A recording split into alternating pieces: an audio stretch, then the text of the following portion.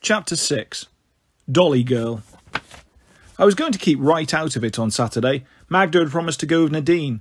It was all settled, but then Mick unsettled everything. Magda shared her Danish pastry with him at the leisure centre, and now has him eating out of her hand.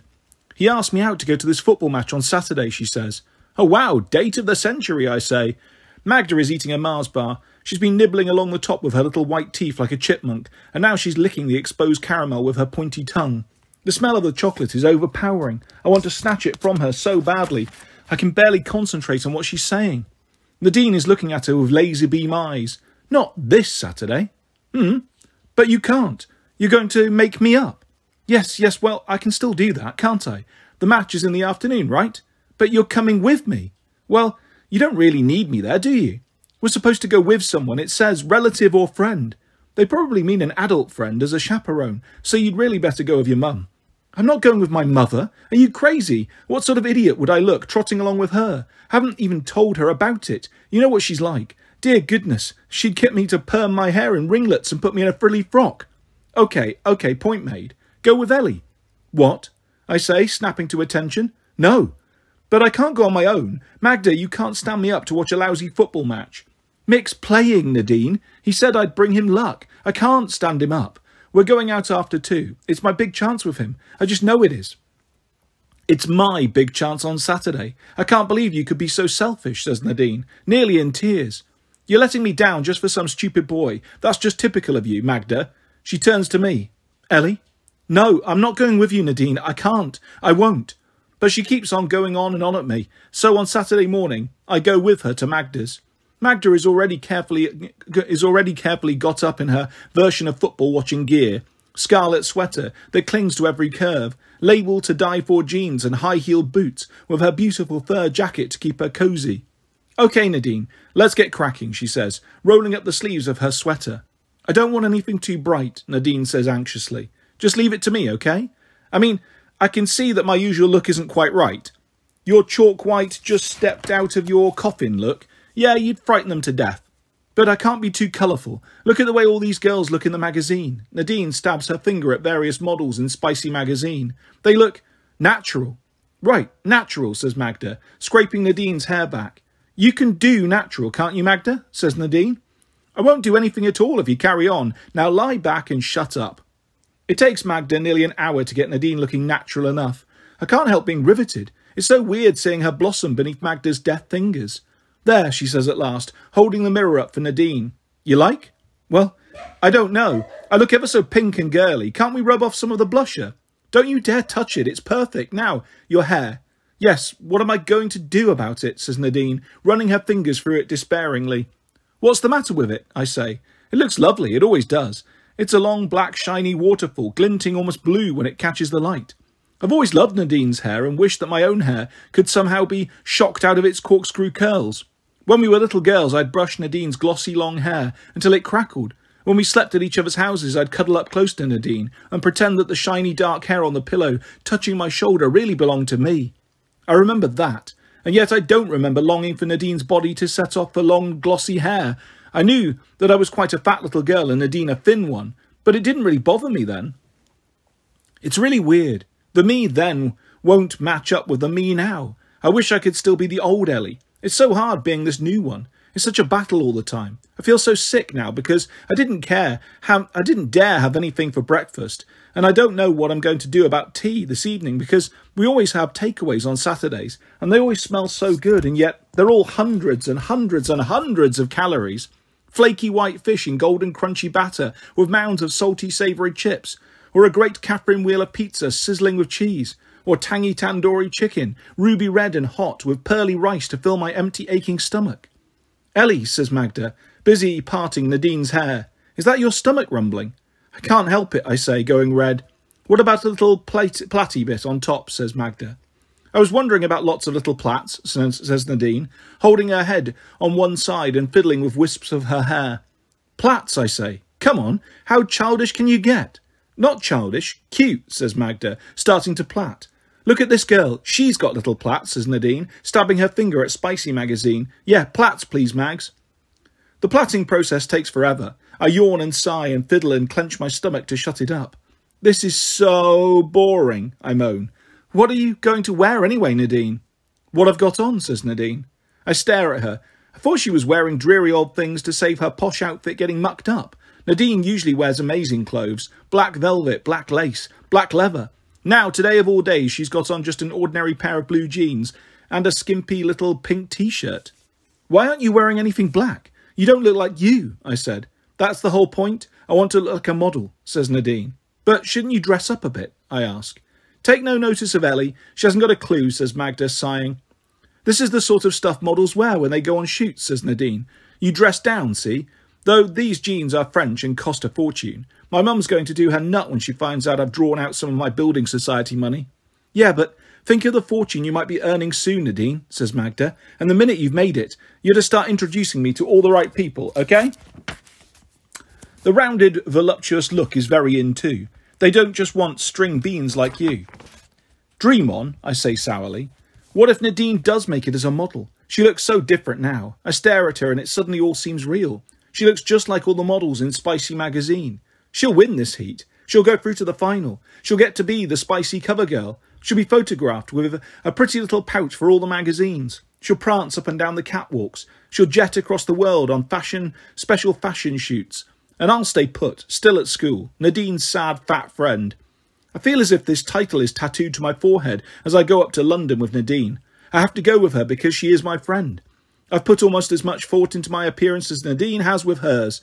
I've left my hair an untamed tangle, my face is belligerently bare, I'm wearing a huge check shirt and black trousers and boots, and I'm carrying my sketchbook to try to show every single person at the Spicy place that I don't want to be a model.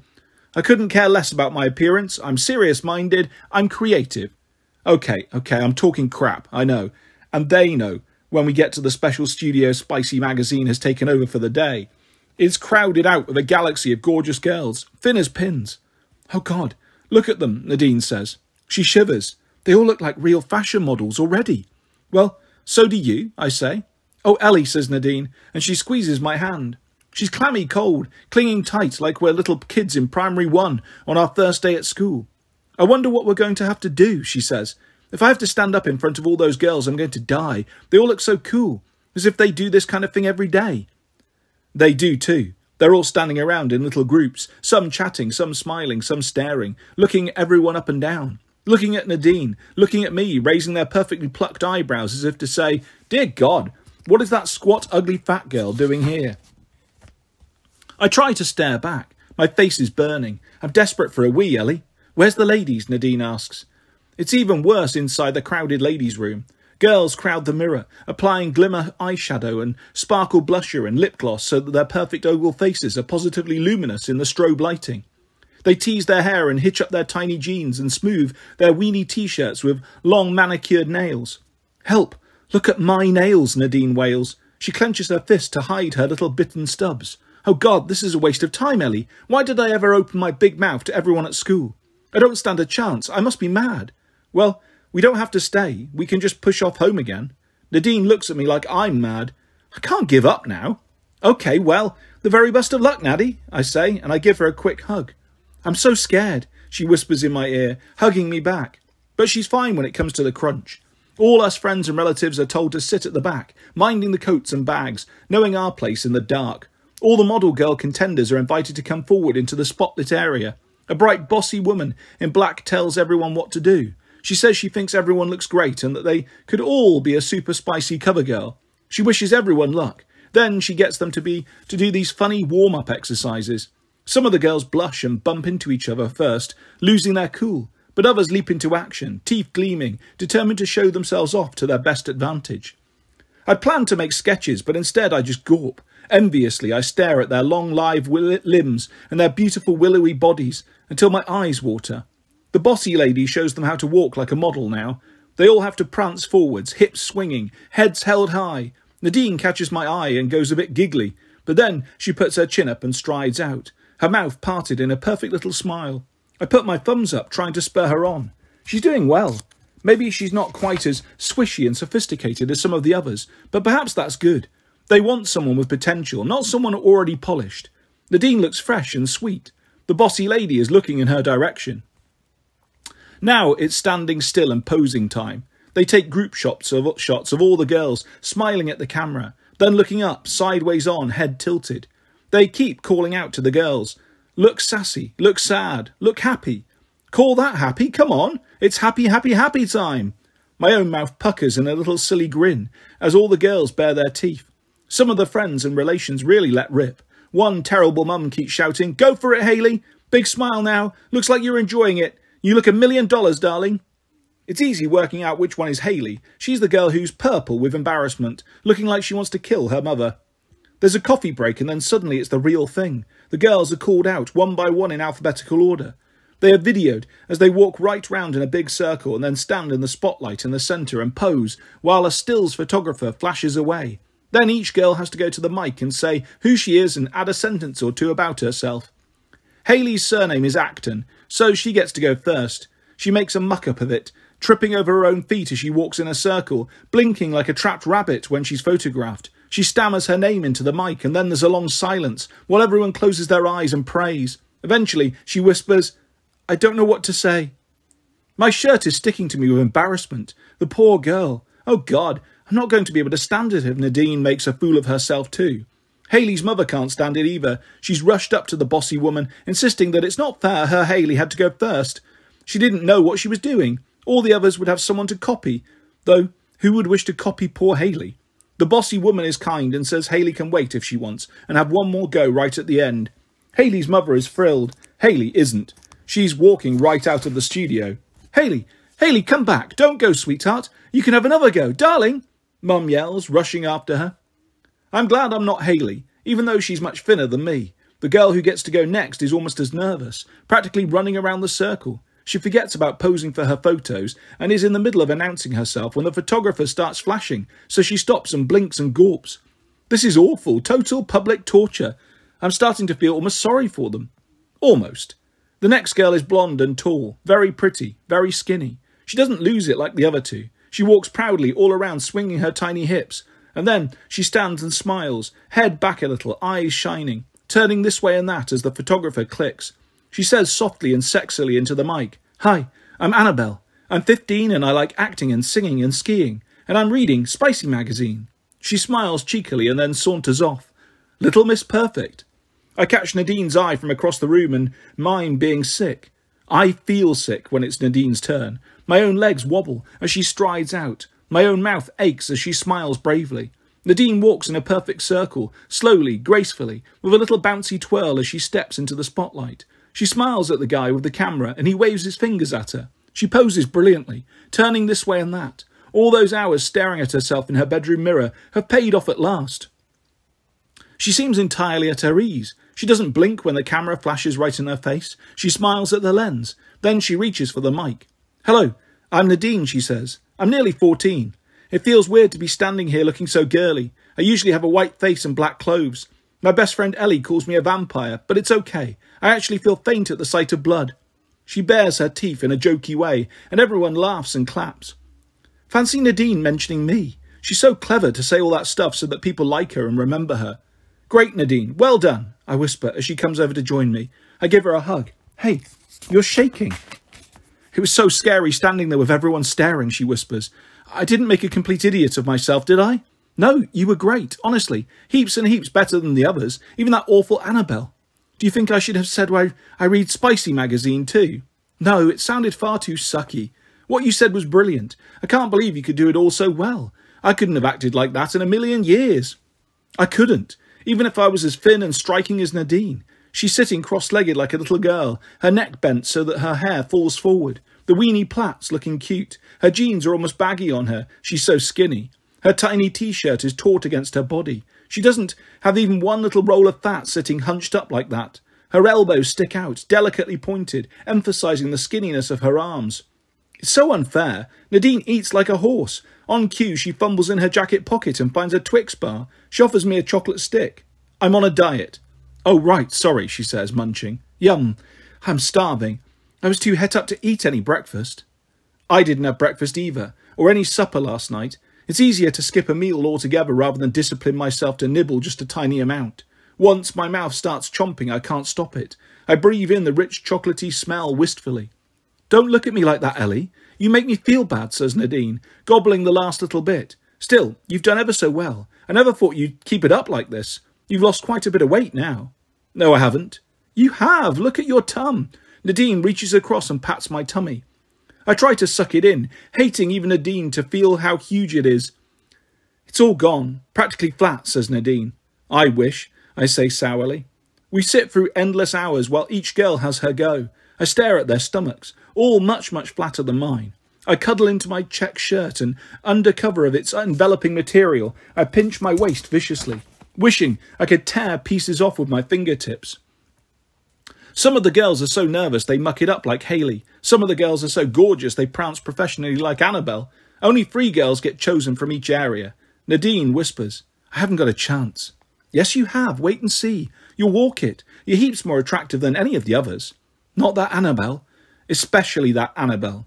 But when they announce the winners, Annabelle is the first to be chosen. Then another blonde. An Annabelle clone. Nadine tenses beside me, praying so hard I can almost see a please, please, please speech bubble above her head. I squeeze her hand. The 3rd girl is announced. There's one squeal of triumph, and dozens of sighs all around the room. It isn't Nadine. It's a redhead with long white limbs and big green eyes. A striking girl, but she can't hold a candle to Nadine. It's not fair, I wail. Nadine says nothing. She looks totally stunned. So, is that it, she says. She swallows hard. She's trying not to burst into tears. Some girls are already crying, and another mother from hell is remonstrating with the bossy lady, demanding to know why her daughter wasn't picked. All you girls did splendidly. You look model girl marvellous, says the bossy lady into the mic. I just wish it were possible to pick you all. Thanks so much for taking part. Have a safe journey home, and please pick up a complimentary copy of Spicy Magazine on your way out. It's the last thing most of the girls want to look at now. Never mind, Nad. It's obviously a total lottery. You still look terrific. Nadine shakes her head, her face contorted. I look idiotic, she says, unravelling her cute plaits, tugging so hard it's a wonder her hair doesn't come out in handfuls. Come on, let's get out of here, Ellie. She starts pushing her way through the crowd, her lips pressed tight together, a vein standing out on her pale forehead. Hey, hang on, you, the dark girl. Nadine whips around, sudden hope flashing across her face, but it's just the photographer. Bad luck. I really thought you were in with a chance when I spotted you at that shopping centre. Nadine shrugs bravely. I just came along for a laugh, she lies. I still think you've got a hell of a lot of potential. I don't know what you've done with yourself today, though. You don't stand out from the others. I didn't even recognise you at first. You should have stayed with the white face and the dramatic sweep of hair. Oh, says Nadine, stricken. Never mind. You could really make it as a model, you know. You should get yourself a decent portfolio. Look, here's my card. Give me a buzz and I'll take the photos for you at my studio. I'll have to charge, of course, but as you're a half pint, I'll do it for half the price. Oh, right, great, Nadine burbles. I seize her wrist and drag her away. Hang on, Ellie. Oh, wow, look.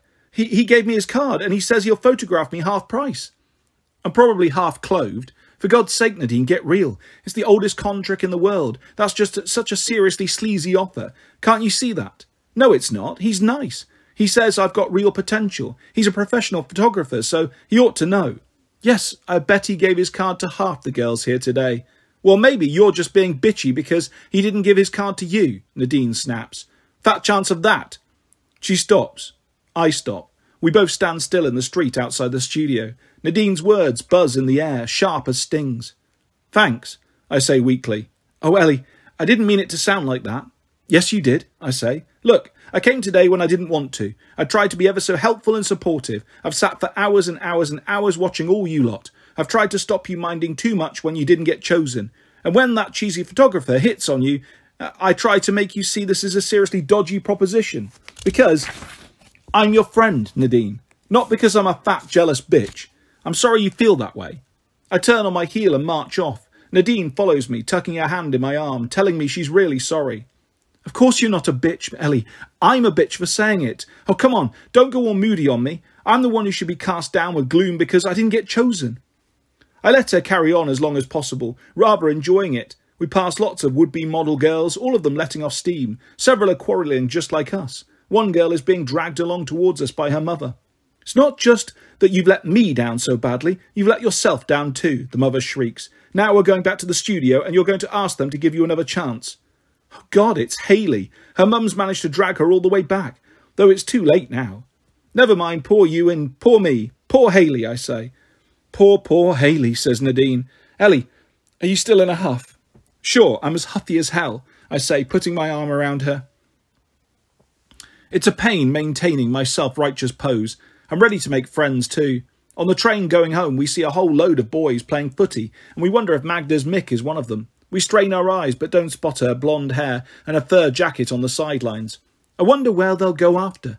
Do you think he'll take her out clubbing? I ask. No, he'll be too knackered after playing football. A meal is my bet. Hey, should we go out for a meal, Ellie? My treat, because you've been a real pal today. Not a meal. My diet. Oh, Ellie, look, we could go for a pizza and you could just have a weenie slice and some salad. No, Nadine. You're still mad at me? No, I'm not. Though I don't exactly relish being called a fat bitch. I didn't. You said that. But you implied it. No, I didn't. Listen, if you don't mind my saying so, Ellie, you're getting positively paranoid. So now I'm a paranoid fat bitch, I say. But I'm laughing now because even I can see I'm getting ridiculous. I still bow out of the meal idea even so. When I get home, I tell Dad and Anna that I've eaten with Nadine. I don't hang about downstairs. I go up to my bedroom and play music and do a huge crayon drawing. A mad landscape where the sun is a giant pizza, the mountain peaks are vast cherry-tipped ice buns, the forests are fairy cakes, the rivers are bubbly strawberry milkshakes, and the grass is studded with Smarties flowers.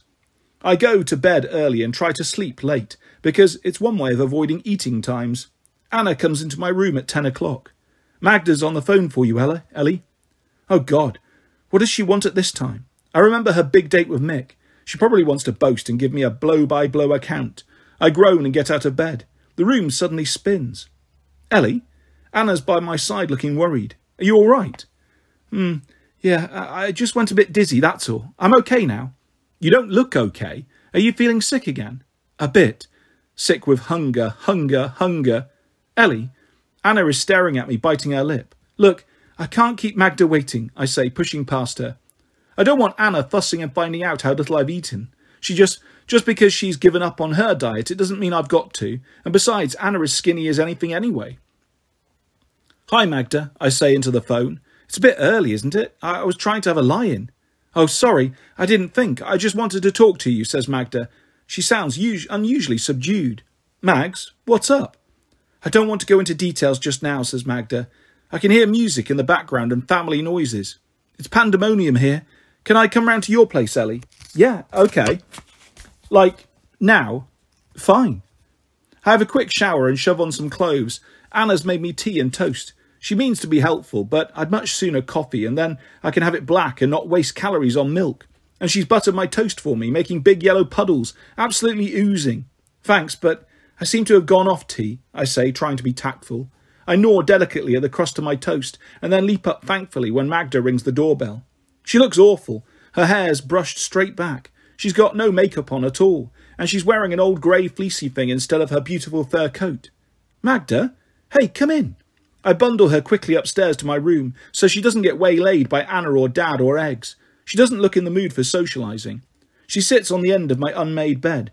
My patch hot water bottle tumbles out of my duvet. Magda sits it on her lap and strokes it absent-mindedly, as if it were a real dog. She looks like a little girl again. Magda? She starts to say something, clears her throat, tries again and fails. She shakes her head impatiently. What's the matter with me? I'm so desperate to tell you. I get you out of bed specially, and yet now I'm here I can't get started. She seizes Patch by the ears. It's Mick. Yes, I sort of gathered that. I wait, and Magda waits too. If Patch were real, he'd be squealing. Didn't he turn up? I prompt. Oh yes, well, I watched him play his football, didn't I? Hours I stood there. It's so cold and it's so boring, and I was dying for a wee, but I hung on with my legs crossed, and every time he came near the ball, I shouted encouragement like a loony. So? After? He was ages getting changed with all his mates. I just hung about. I nearly lost my temper and went home. I mean, I don't usually lurk outside sweaty dressing rooms for hours. And they were singing utterly infantile songs, you know the sort. But anyway, I hung on in there, and at long last out he comes, still with all the mates. All he did, and he did look pretty fabulous, in this black leather jacket, and his hair all floppy and shining because he just washed it. It's so unfair. How can such a creep look so drop-dead gorgeous? He's a creep, the lowest of the low, because, well, we wandered off to the park, you and Mick. And all the mates. No, I know most of them. Jamie's okay, and I went out with Larry that time. They all seemed in a good mood, larking about, making a bit of a fuss of me. You know. Well, I don't know, not personally, but I've seen the way all the boys act when they're around you. Flies, honeypot. I certainly started to feel sticky. They had all these cans of lager, and after a while they got a bit silly. One or two of these guys started kind of mauling me about, but I thought it was all just a bit of fun. Nothing heavy. And anyway, I was sure we'd be shot of them all soon enough. I suggested to Mick that we go off for a meal. He said, "Come on, guys, Magda's hungry. Let's all go to McDonald's." I didn't think this sounded very romantic, and I wanted to get rid of all the mates. So I asked if we could go to a proper restaurant, just him and me. He says, "Ooh, Magda can't wait to get me on her own," in this stupid nudge-nudge wink-wink way. Larry and all the rest fall about laughing, and I'm starting to get seriously pissed off by all this, and so I start walking off by myself. Mick can see I'm serious, and he puts his arm around me and suddenly starts to be so sweet. He apologises and asks me where I want to go, saying we'll eat anywhere. So I suggest going to the Ruby. You know, that lovely Indian restaurant with the marble elephants. I always thought it would be dead romantic to eat there on a proper date. He goes, "Okay, for you, Magda, anything, but let's hope you're worth it." And I still didn't twig what this was all about. Oh God. Magda bends her head over Patch, trying not to cry. I sit on the bed beside her and put my arm round her. I can feel her quivering. "What happened, Mags?" They didn't rape you. No, I'm just making this stupid fuss over nothing. They're nothing. I don't know what's the matter with me. I should have just laughed in their faces. Anyway, we went to the Ruby, Mick and me. The others were still hanging around the park, so I thought everything was fine. He was really sweet. He said all this stuff. It makes me feel sick now, but I liked it at the time. I liked him. I thought this was really it. True love. Oh, God. So, we had a couple of beers. Mick told the waiter we were 18. And we had a curry. Well, we shared one. It was a bit embarrassing. The waiter wasn't happy about it, but I thought maybe Mick doesn't have much cash. I started to feel mean for suggesting the Ruby. I decided I'd offer to pay myself, doing it ever so discreetly so he wouldn't be embarrassed. It was getting hard to think straight. I'm not really used to beer. I slipped out to the ladies and splashed my face with cold water, and I started making all these stupid kissy-kissy faces in the mirror, thinking of Mick. And then, when I came out of the ladies, there he was right in front of me, waiting for me. He kissed me, and it was just amazing to start with, the way I'd imagined it would be. Better. And he said he'd paid and said, "Come on, let's get out of here." And he took me round the back to the place where people park their cars. I thought this was a bit crazy because Mick doesn't have a car, and I started to tell him this, but he wasn't listening. He just had hold of me, practically under the arm, so he could shove me along. He got me to these trees right at the back, and then, well, at first I didn't mind. He was just kissing me. I liked it, though I was a bit worried about my shoes because we were standing in all this leaf mould and mud. So I said, couldn't we just get out of the mud? And he didn't understand. He took off his jacket and said I could lie on that. I said, "What do you mean? I'm not lying down." And he said, Okay, standing up, fine by me. And then he pressed me back against this tree and, well, I just thought he was trying it on at first, and I told him to stop it, but he didn't. And his hands started going all over the place, and then he got to my jeans, and I started to get mad and told him to cut it out. What sort of girl did he think I was? And he said, "Everyone knows what sort of girl you are, Magda, so stop acting hard to get, right?" And he started getting really rough then. I got scared he really might rape me. I slapped his face, but it just seemed to make him madder, so I sort of twisted round and suddenly jammed my knee up hard, and he practically fell over, grunting and groaning. Good for you, Magda. But then when I started running away from him and got back to the cars, there were all these cheers and his mates all bobbed up, and one of them said, "It's our turn now, Magda." And then Mick staggered out of the trees, and he was calling me these awful names. And then they all started, and this couple came out into the car park. They'd been in the Ruby, and they looked at all these boys, and they looked at me. And the woman came over to me and asked me if I'd like a lift home, and so I said yes. They were very nice to me, but I felt so dreadful. I knew they must be thinking I was a real little slag, just me and all these horrible drunken boys. Had my lipstick smeared all over the place and mud all up my jeans. I looked like a slag, and maybe I am a slag. That's what they kept calling me. That's what they think I am. You're not a slag, Magda. Don't be so crazy. You're a lovely, gorgeous-looking girl who went out with a total perv who got entirely the wrong idea. I say fiercely, hugging her. I hope you kicked him so hard he still feels sick. How dare he treat you like that? He said I was asking for it. He said, why did I dress like a tart if I wasn't willing to act like one? Magda sobs. Well, he acts like a sick creep, and he talks like a sick creep, and he is a sick creep, I say. Forget him, Magda. Forget all about him. Chapter 7. Giant Girl.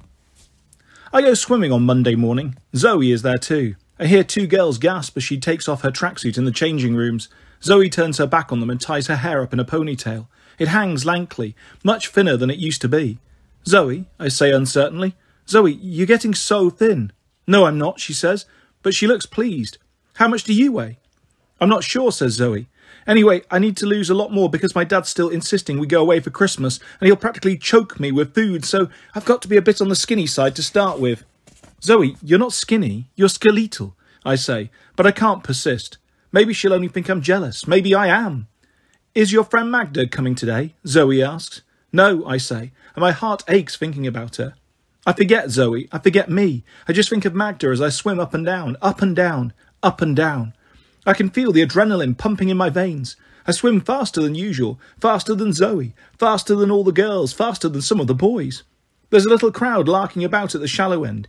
I can't see them clearly without my glasses. I'm not sure if they're any of the ones who know Mick, ones who might have been there on Saturday night.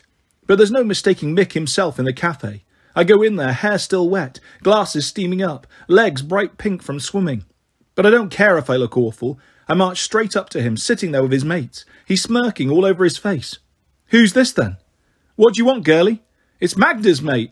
Where's Magda then? Where's Slaggy Maggie, says Mick, and they all laugh. My hand reaches out and I slap him really hard across the face. His head rocks in shock, his eyes popping like they're going to roll down his cheeks. You shut up, you creep, I say. Magda's not a slag. She's a very picky, choosy girl, and she'd never have a one-night stand with you, or anyone else for that matter. If you dare call her names or spread rumours about her, I'll tell her brothers and their mates, and they'll chop your stupid schoolboys into little pieces. So shut up about her, see? I storm off, the whole cafe staring. Some of the boys jeer, some laugh. Then they start shouting after me. They call me a slag. They call me frizzy face and four eyes. They call me fat bum. And yet I don't care. I truly don't care. I'm pleased I struck a blow for Magda. That's all that matters. She's still very quiet and droopy at school. Nadine is also totally hangdog because everyone naturally asks her how she got on at the spicy heat, and she has to say she wasn't chosen. So at lunchtime we go off by ourselves. We huddle on our favourite steps by the porter cabins, and we have a good long self-indulgent moan. Magda goes on about boys and what pigs they are, and so why does she still fancy them? Nadine goes on about Spicy magazine and what a tacky, tedious bore it was on Saturday, so why is she still desperate to model for them? I go on about being fat and how I know it's what you are that matters, not how you look. So why am I still desperately dieting? But you're not fat, Ellie, says Magda. And your diet's driving me bonkers the way you drool whenever I eat a bar of chocolate, so God knows what it's doing to you, says Nadine. Hey, thanks for your overwhelming sympathy and understanding, I say. I'm sitting in the middle so I can elbow them both in the ribs. Look, I've been this incredibly supportive friend to both of you. You could try and be a bit sympathetic about my problem. You haven't got any problems, you nutcase, says Magda, snapping back to life. That's right, you've just been completely and utterly loopy, says Nadine. You'll end up like Zoe if you're not careful. All right, I can see Zoe's really gone a bit too far, but if I could just get to be normal size. You are normal. For God's sake, you keep acting like you're a freak or something. Total fat lady in the circus time, says Magda. She grabs a hank of my frizzy hair, holds it against my chin. You could be the bearded lady, easy peasy, but fat? Forget it. I am fat. I'm much fatter than you two. I bet we're about the same weight, says Magda. She says how much she weighs. It's only a few pounds less than me. Rubbish. You're fibbing. You can't weigh as much as that, I say. Or if you really do, then it's because your body's different. Heavy bones and big muscles from all your dancing. You're making me feel like a Russian shot putter, says Magda. How much do you weigh, Nadine? Nadine says, it's a lot less. See, Nadine's much taller too, I say. I'm the squat tubby one. You're the deluded nutty one, says Magda. But we still love her to bits, don't we, Nadine? Our old Ellie Belly, says Nadine, and she starts tickling my tummy. Don't! Get off! Stop it! I shriek, as they both tickle me mercilessly. I try to tickle them back, and we roll down the steps, writhing and squealing. 2 Year 7s scuttle past, looking as if they've stumbled on an orgy. That makes us laugh even harder. I feel so good that when Nadine produces a Twix bar, I accept a bite happily. 2 bites. Half the bar. Maybe I'm going to stop dieting now. Maybe it's mad to fuss about the way I look. It's also stupid anyway. Magda looks like a movie star, and yet it just gives all those slimy, sluggy schoolboys the wrong idea about her. Nadine looks like a fashion model, and yet she was just one of a huge crowd of thin, pretty girls on Saturday. Maybe it's okay being me. Magda and Nadine like me, and Dan likes me too. Dan. What's happened to Dan? He sent me a funny postcard last week, but no letter. He used to write practically every day, and phone. He came down to stay one weekend, but he hasn't been back since. I did tell him that he shouldn't keep bobbing up like a jack-in-the-box, and we'd have to wait to see each other at Christmas. He seems to have taken me at my word. I asked Anna when we're going to the cottage for Christmas. A couple of days before, I thought, just to get that awful cooking range prodded into action, says Anna, sighing. Oh God, the thought of all those lists and all the shopping and the packing and the unpacking, and then all of us shut up in that damp cottage for days. I thought you liked going to Wales for the holidays. Well, yes, of course I do. It's just, I saw Sarah again today. You know, my designer friend, and she's spending Christmas in New York. Anna sighs enviously. I mean, I wouldn't really want to swap with her, but not seriously. But imagine wandering around great big luxurious shops like Bloomingdale's and going up the Empire State Building on Christmas Eve. Imagine looking at all the nativity paintings in the Metropolitan Museum and then going skating outdoors at the Rockefeller Center, I say, because I've seen them doing it in films. We both imagine endlessly and sigh. Tell you what, says Anna, if ever I get a decent job when Eggs is a bit older, Sarah says she can maybe fix me up with something. I'll save up and we'll go to New York one Christmas. Dad hates flying, and Eggs would be a right pain in the shops. Not them, us. Well, we'll maybe come back for Christmas itself. I wouldn't want to be away from them then, but we could easily whiz away for a few days, just you and me. I feel an odd squeezing feeling inside me. I know Anna's only playing games. It's not like it'll really happen. But even so, it's weird us playing games together. We've always been on separate sides of the family. Yet, now it's almost like we're best friends. I don't mind. I like Anna, and yet I think of my own mum and I feel so horribly mean to her. Ellie, what is it? Anna says. Nothing, I say, and I rush away quickly before I burst into tears. I seem to be in an ultra-weepy, watery mode at the moment. The last day at school is a serious strain. Oh, it's fun too, because the sixth form put on this special entertainment, and it's seriously rude, and we all fall about laughing. But when we have our last form lesson with Mrs. Henderson, she suddenly produces this big carrier bag, and she's brought every girl in the class a little chocolate Santa. Not as big as the one Mrs. Lily offered us as a prize, but this is a Santa for every single girl. Sometimes the teachers give you cards, but I've never had one give you presents before, especially a really strict old-fashioned teacher like Mrs. Henderson. Most of the others chomp up their chocolate straight away. A gulp of bearded head, a gollop of tummy, a crunch of boots, and he's gone. I wrap mine up carefully in a hanky and put him in my school bag. For God's sake, Ellie, one little chocky isn't going to make you fat, says Magda. I'm saving him for sentimental reasons, not because I'm trying to get slim. Don't you overdo things, Ellie, says Mrs. Henderson, overhearing as always. Tuck into a few mince pies and the Christmas pud and really let rip this holiday. You could always work it off in my aerobics class in January. She's being so nice, I almost wish I'd got her a present. I have got a present for Mrs. Lily. Well, for a little baby Lily. I find her in the art room at lunchtime and hand it over, feeling stupidly shy as I thrust the little red crepe parcel into her hand. Can I peep at it now? Mrs. Lily asks. OK, if you want, I say awkwardly, wishing it was something more special. I made it in a rush in a couple of hours last night. It's a little yellow cloth teddy bear, wearing a red jumper and purple trousers. I had buttons for his eyes at first, but then I thought the baby might choke, so I sewed eyes on instead. They look a bit crossed, actually. No, they don't. He looks just a bit anxious. Oh, Ellie, he's lovely. Mrs. Lily makes him pad about on his soft paws, acting like a little kid herself. I'm so pleased she likes the teddy, and so sad that she's going that I have to swallow hard and sniff. It's going to be horrible without you. For art, I mumble. Ah, I think you might enjoy art even more, she says. I met your new art teacher the other day. I think you're in for a surprise. Is she really nice then? Is she young? What does she look like? I'm not going to say another word, says Mrs. Lily, laughing, but I think your art lessons are going to be fun. You could do with a bit of fun, Ellie. You've seemed a bit down the last few weeks. There's nothing really serious troubling you, is there? No, not really. I just wish I could change myself sometimes, I say. In what way? Oh, you know, I say, blushing. I wish I hadn't started this now. I wish I could tell her how much I want to be thin. But what's the point? She'll just say something comforting about me looking fine the way I am. And I know it's stupid to be so utterly self-obsessed. I know I should start caring about heaps of other things. I do care about the awfulness of war and starving babies and tortured animals and destroying the countryside. But it's just that if I'm totally 101% honest, I care about being fat just a weeny bit more. As the teddies seem such a success, I decide to revert to my old homemade habits and make everyone an appropriate soft toy for Christmas. I quite enjoy the first few days we break up from school because I go shopping for material in the market and then cut and pin and stitch for hours on end. Eggs is a bit of a pest because he keeps wanting me to play with him, so I get him some card from a cornflakes packet and show him how to do cross-stitch.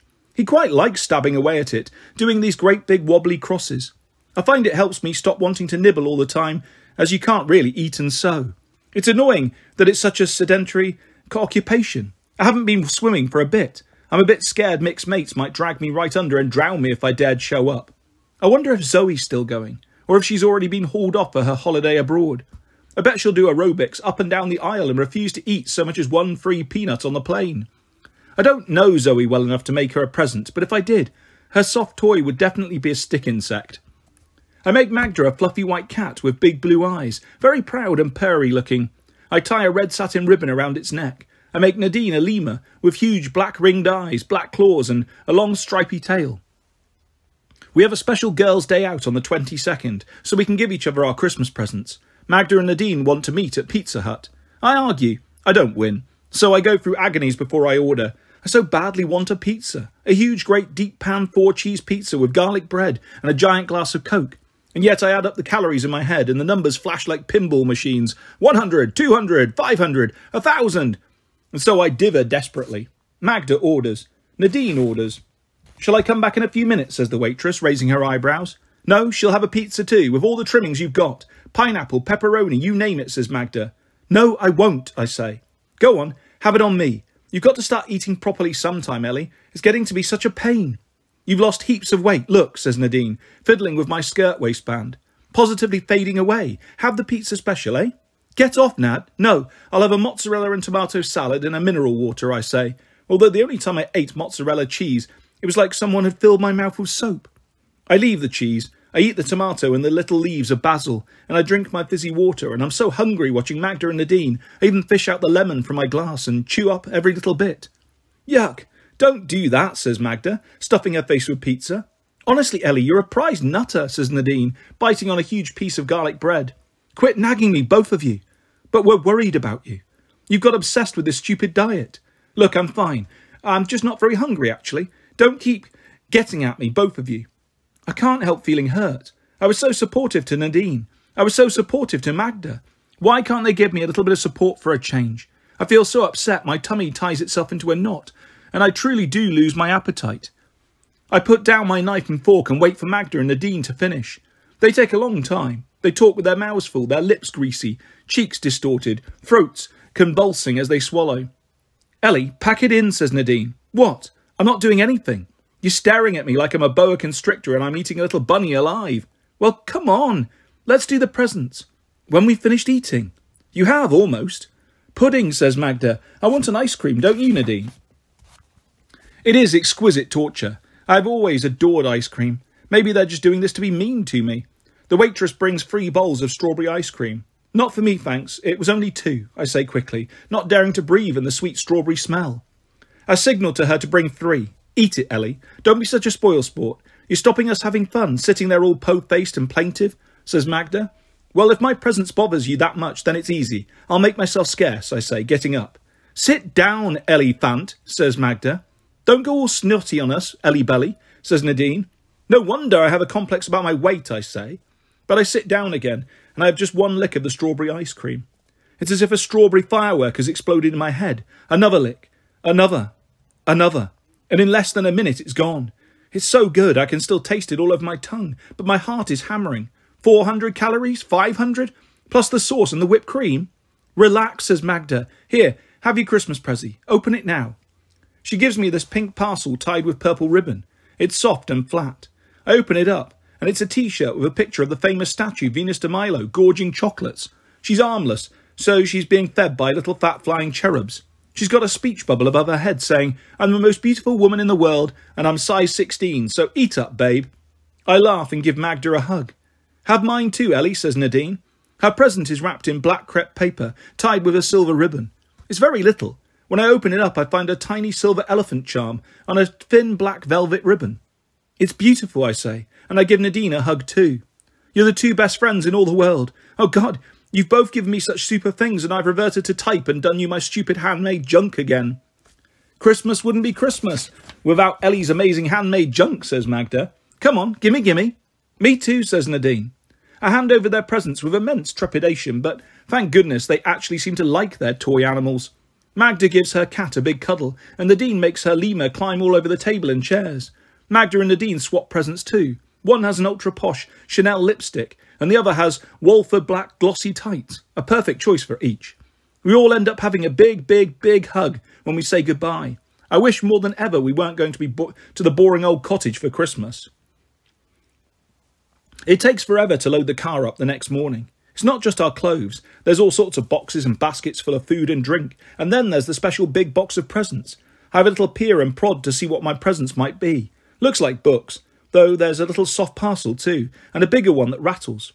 Hey, leave that alone, Ellie, says Dad. You're worse than eggs. He gives me a quick kiss on the cheek. He's so happy to be off to the cottage. It's annoying, but it's also kind of endearing too.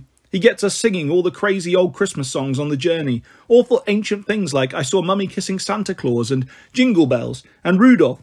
And we bellow our way through all those corny Christmas hits of the 70s and 80s too. Eggs interrupts every 5 minutes to ask if we're nearly there, but by the time we are there, he's sound asleep.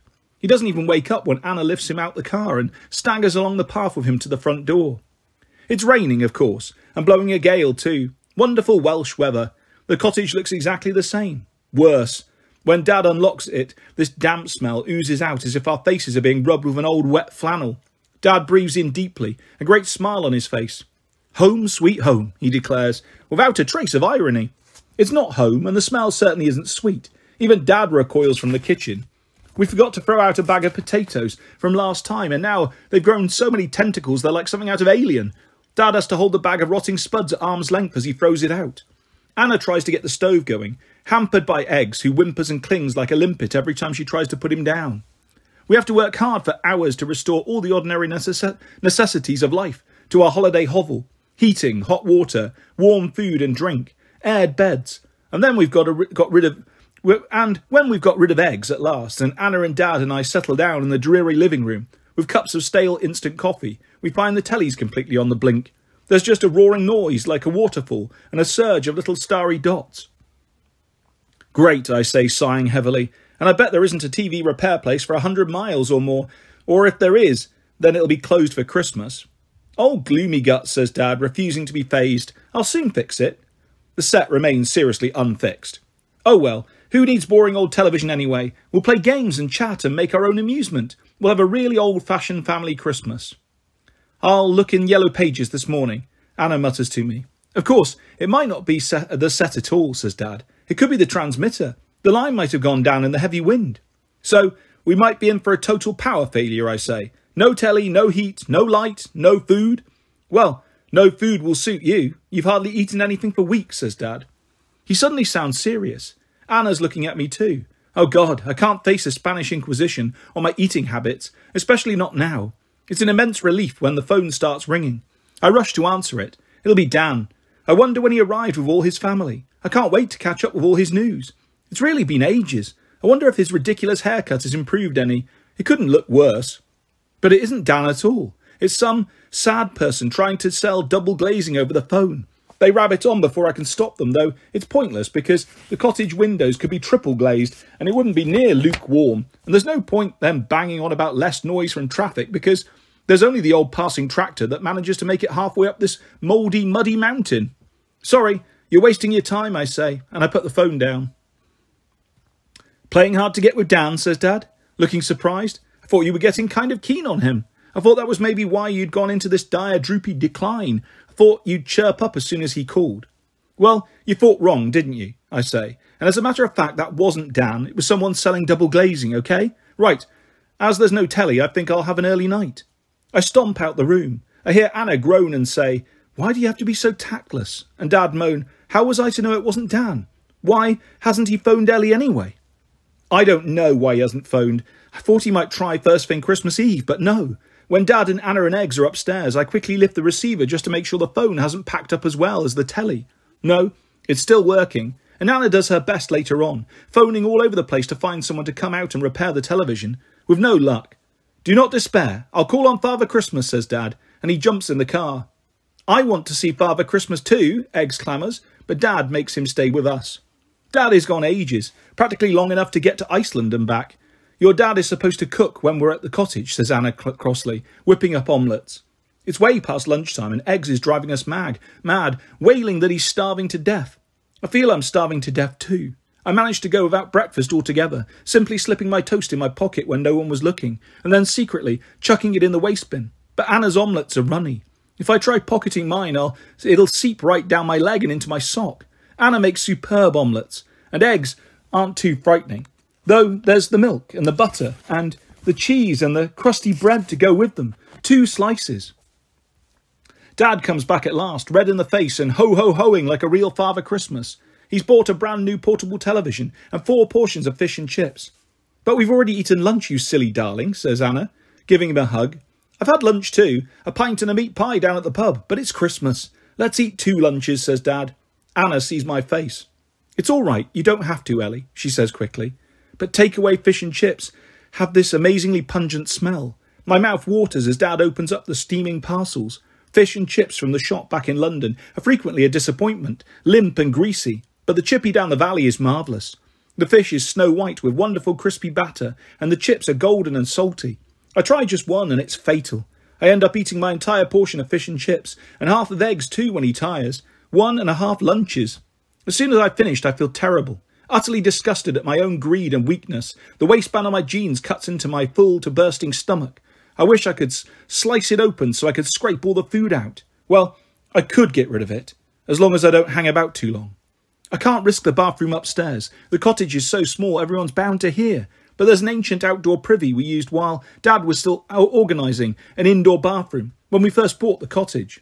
I've always been frightened of the outside toilet. There isn't a light, so you have no idea if there are spiders about to scuttle all over you, and you can't properly see the horrible wooden seat and its disgusting smelly hole. I've never dared sit on it properly in case any stray rat splashing around down there might suddenly want to come up for air and bite my bottom. There's one advantage of such primitive plumbing. When I fight my way through the weeds and get in there, the smell is so foul it's easy enough making myself sick. I'm heaving even before I stick a finger down my throat. It's horrible, horrible, horrible while it's happening. My heart is hammering and the tears are pouring down my face. Even after it's all over, I don't feel much better. I stagger weakly out into the open air and splash dubious water on my face from the old rain butt. It's not raining at the moment, but the vicious wind is hopefully bringing some colour back to my cheeks. I go indoors again, though the smell from the fish and chip papers Anna's bundling up makes me want to puke again. "Ellie, are you all right?" Yeah, fine. "Where have you been?" "I just went to see that horrid outside loo. Eggs was in the proper toilet and I was desperate," I say. "Has Dad got the new telly working then?" I try to edge past her and go into the living room, but Anna takes me by the arm. "Ellie, you look awful." "Gee, thanks. You're as white as a sheet. Have you been sick?" "No." "Are you sure? You smell a bit sicky." "Oh, this is really let's flatter Ellie time. First you say I look awful, and then you say I smell terrific." I'm trying to joke, but I feel ridiculously tearful, and my mouth is starting to burble of its own accord. "I know I look awful. You don't have to rub it in. I'm just a flabby, fat fright, I know. No wonder Dan's gone off me. Can't even be bothered to come and see me when he's just the other side of this stupid mountain. He was the one meant to be mad about me, but that didn't last 5 minutes, did it? And now?" "Now?" Anna repeats urgently. There's a burst of cartoon music from the living room, and Eggs yells triumphantly, "Wallace and Gromit! Hey, come on, you girls, come and watch the telly." "Come on," I say, sniffing, seeing as he's gone to such trouble to get it. "No, in a minute. Let's have this out now," says Anna, hanging on to me. "Ellie," she takes a deep breath. "What? Are you going to have a baby?" "What?" I stare at her in total astonishment. I've been trying to psych myself up to asking for you for ages. I keep telling myself I was jumping to mad conclusions. I haven't said anything to Dad. I promise I won't breathe a word till you say it's okay. And it is okay. I mean, obviously it's not what anyone planned, and we'll have to consider all the options. But the world isn't going to come to an end. We'll manage no matter what you decide, and it's your decision, Ellie, because it's your baby. Anna, listen, I'm not going to have a baby. Well, if that's what you've decided, I'm not pregnant, Anna. Are you crackers or something? Baby? Me? Then I suddenly gasp. Oh God, is it because I've got so fat? No, you've got thin over the past few weeks, but I thought that was because you were worrying and unhappy because Dan hadn't got in touch. Dan? Oh, Anna, you didn't think Dan was the father. The idea is so ludicrous I burst out laughing. Anna can't help giggling too. Look, Dan and I haven't done anything at all, just a few kisses, that's all. How could you think? I know, it did all seem so unlikely, but you must admit you've been a bit withdrawn and moody lately, completely off your food, being sick, suddenly terrified at looking fat, and then I couldn't help noticing you haven't touched your Tampax box this month. I know you've not really regular just yet, but it all started to add up. Oh, Ellie, you've no idea how great it feels that I've got my sums wrong. She gives me a hug, but then she tenses. You do smell of sick. Stop it, don't start again. Anna holds me at arm's length and looks me straight in the eyes. What is wrong, Ellie? Nothing. Come on, you haven't been yourself for ages. Well, good. I don't like myself. I want to be a new self. I liked the old Ellie, says Anna. You've lost some of your sparkle. You're so pale and drawn looking. I was mad to encourage you with that stupid diet. You've lost too much weight. No, I haven't. I've hardly started. I'm still horribly fat. Look. I pluck at my clothes with disgust. You look, says Anna, lifting my thick jumper. Get off, Anna, I say, trying to pull away. Stop staring at me. You've lost lots of weight. I didn't realise just how much. Oh God, Ellie, you're not anorexic, are you? Of course not. Look, I eat heaps. Like 2 dinners today, right? Yes, I suppose so. Unless... Ellie, you didn't deliberately make yourself sick, did you? My heart is thumping, but I managed to meet her eyes. Honestly, Anna, give it a rest. First I'm pregnant, then I'm anorexic, then bulimic. Sorry, I'm making a complete mess of all this. Look, the Dan situation. You say you're not friends anymore. I don't know. I don't know what the situation is because I haven't seen Dan for ages. Are you 2 women going to stay gassing in this kitchen all day long, says Dad, putting his head round the door. Come and watch the new telly now I've got it. Okay, we're coming. And you'll be seeing Dan soon enough, says Dad. I bumped into his dad in the pub. I invited the whole family over for Christmas drinking this evening.